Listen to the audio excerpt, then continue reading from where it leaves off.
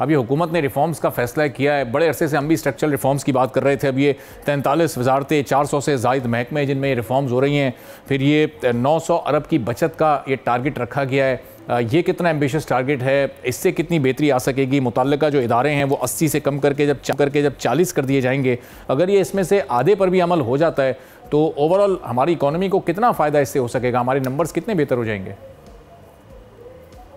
बहुत बहुत शुक्रिया। जो इसमें आपने बात की है ना कि स्ट्रक्चरल रिफॉर्म्स, ये हम जो है वो काफ़ी अरसे से सुनते हुए आ रहे हैं। अब इसके ऊपर अमल दरामद किस हद तक कामयाबी से होता है ये तो आने वाला वक्त ही बताएगा। लेकिन उसमें नॉर्मली होता यह है कि जो गैर ज़रूरी वजारतें हैं या गैर ज़रूरी जो नौकरियां हैं, 60% के करीब जो वो ऐसे लोग हैं जिनकी ज़रूरत नहीं है लेकिन फिर भी सरकारी महकमों में सियासी तौर के ऊपर भर्तियां की हुई हैं। इसी तरीके से अगर मैं बात करूं जो हमारी जो स्टेट ओन्ड इंटरप्राइजेज हैं, जैसे जितने भी ये हमारे बिजली वाले इदारे हैं, डिस्कोज हैं, स्टेट लाइफ है, ओजीडीसी है, पीएसओ है, उसमें से कई इदारे ऐसे हैं कि जो नुकसान में है, रेलवे, पीआईए वगैरह और स्टील मिल, और कई ऐसे हैं जो प्रॉफिट में भी हैं, तो वो भी उतना प्रॉफिट नहीं कमा पा रहे जितना जो है ना वो उनको अर्न करना चाहिए। तो इस सूरत हाल में वजह सबसे ज्यादा यही है कि इन सब में सियासी भर्तियां जो है ना वो सबसे ज्यादा है। तो स्ट्रक्चरल रिफॉर्म्स का मतलब भी ये होता है कि आप जो है वो प्रोडक्टिविटी को इंक्रीज करें और जो ह्यूमन रिसोर्स या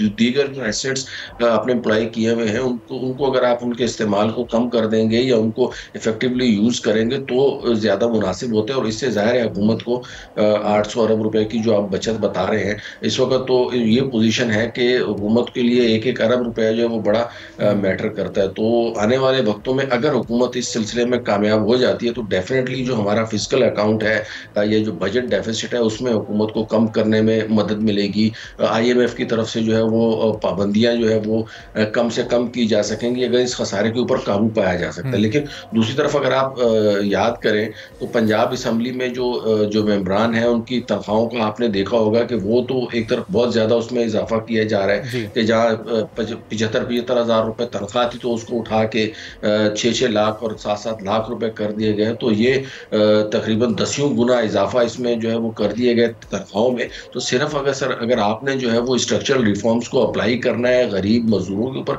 तो ये मेरे ख्याल में ज्यादती होगी। इसको अक्रॉस द बोर्ड जो है वो इस्तेमाल होना चाहिए, चाहे वो वजीर आजम सेक्रेटेरिएट हो, चाहे वो वजीर आला सेक्रेटेरिएट हो, चाहे वो स्टेट ओन इंटरप्राइजेज हो, सर्कुलर डेट हो या डिस्कोज की निजकारी हो।